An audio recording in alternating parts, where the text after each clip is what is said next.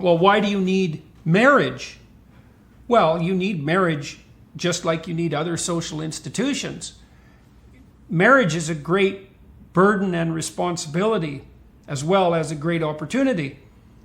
It's a burden and responsibility because as a married couple, you're going to face together everything that life can throw at you. And so the difference between a casual affair, let's say, and a marriage is that the casual affair is all milk and honey, let's say. It's all pleasure, although it very rarely works out that way, but that's the theory. Whereas in the marriage, you have to contend with the harsh realities of all the dimensions of life. But you want to take that on voluntarily, and you want to share that with someone.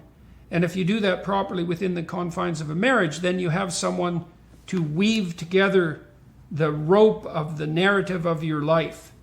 And you have someone to bounce yourself off, and you have someone to improve yourself in relationship with, and you have someone that you have to take into consideration, like you should take yourself into consideration, and you have someone that you have to take into consideration over the longest possible span of time.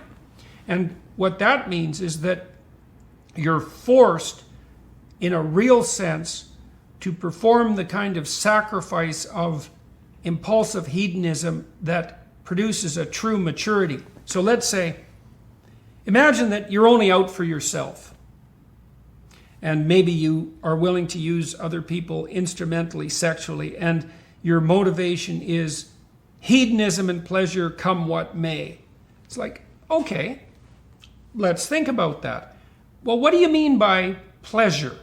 Do you mean pleasure in the next 30 seconds? Do you mean pleasure in the next 3 minutes? Do you mean pleasure tonight? And I'm asking because you might say, well, why not cocaine and hookers as a non-stop diet? And the answer to that seems to be something like, well, it might be good for 3 minutes or one evening, but the hangover the next day isn't to be desired, and that gets worse the more you walk down that hedonic route.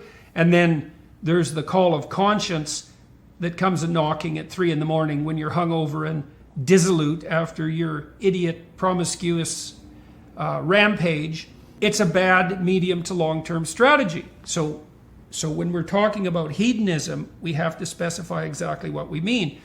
Are you doing what makes you happy in an impulsive way? Or are you doing what's best for you in the multiplicity of your iterations across the broadest span of decades?